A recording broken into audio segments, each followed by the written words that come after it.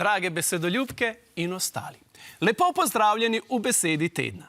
Nocoj smo zopet zavezani predvolilnemu molku, zato se bomo pri besedi tedna ognili politiki in gremo našo izbranko poiskat v finančne vode.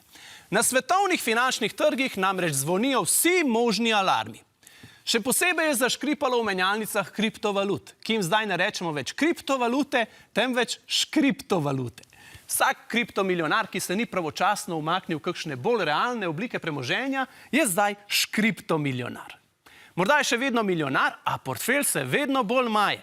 In marsikateri kriptovlagatelj, ki je še lansko leto s prihranjenimi kriptokovančki računal, da si bo v kratkem lahko kupil kakšno nepremičnino, danes z isto škripto vsoto lahko samo še odide do najbližje veleblagovnice in si kupi kakšno nepremočnino, ki mu bo prišla prav v deževnih dneh na prostem.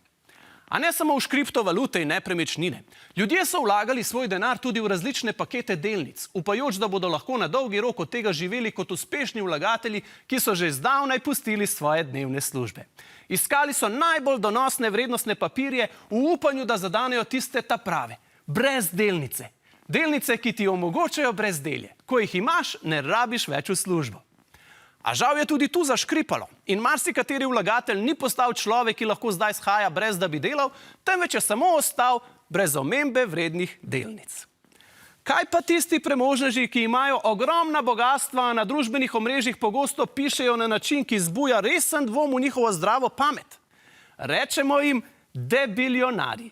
Ljudje, ki pišejo naravnost debilna sporočila, a njihovih mnenj ne moremo ignorirati, ker imajo bilijone, milijarde, milijone ali so celo lastniki samih omrežjih.